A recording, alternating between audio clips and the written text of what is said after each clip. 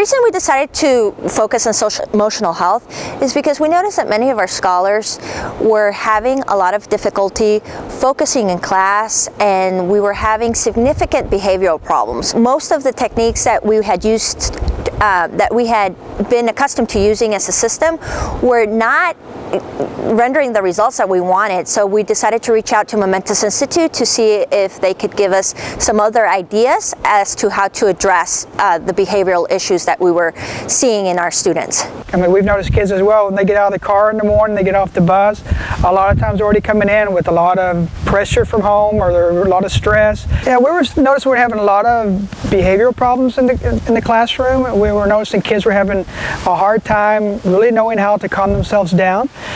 And also with that, the teachers really didn't know how to respond to that. So they noticed they were losing a lot of instructional time. Some of our students had come into what we now understand to be had a lot of toxic stress within their lives and coming into our schools. So, for example, one of the things that we implemented was like a calm down corner. So we would now, instead of maybe, as before, we might have given a student a check, or we might have put a kid's name up on the board.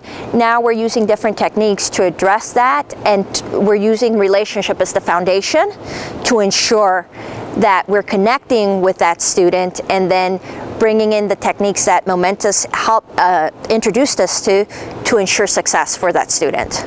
So what we try to do every morning, we have a morning meeting, and the students start out in the very first part of the morning with the breathing break. And I've really noticed a difference on our campus that I think everyone feels more empowered. The kids really understand when they're having a difficult time, really how they take those breathing breaks and really be able to bring themselves back down, so they're ready to discuss the problems they're encountering.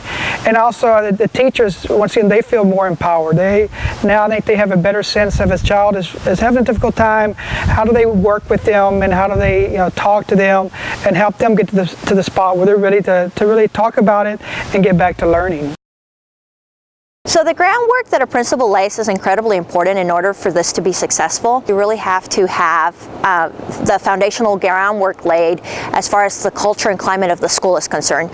So you really have to work very intentionally to set a positive climate and culture, or to already have a positive climate and culture in place with your faculty and staff. Support first was just showing the teachers that I had buy-in for it. I said, when students, and teachers really, the idea is to get bell-to-bell instruction, to come in and start teaching and learning, but let them know that I really saw the power of really connecting with kids on their social and emotional needs, and that I gave them the right for the first 20 minutes a day, that we're going to focus on morning meetings on the social and emotional needs of students. One of our tenets is that we're going to set a culture of incredibly high expectations academically and behaviorally for our students. So for example, we established a school-wide discipline system. What that means is that it doesn't matter where the student walks into, whether it be GMP, cafeteria, or any other classroom, the discipline system is exactly the same throughout the school.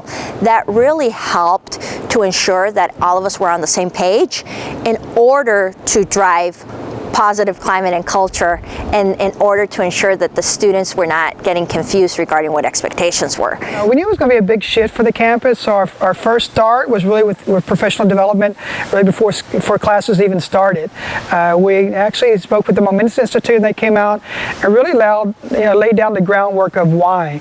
I know there's a lot of pressure with testing and student assessments, and we really wanted to see why it was worth the time of the day to take off, really to focus on morning meetings and breathing break. So it was really to get the teachers as well the buy-in of why this would really help students and help them in their teaching. So for Momentous, we're starting off a full day of training, then following up with 4 like 2.5 hour staff development to really provide more support to teachers on questions they have, and areas as well that will best address student needs. As a result of the training from Momentous Institute, I think that what really changed is we all now began to understand what toxic stress is, how the brain works, and how that ultimately affects the learning for our students.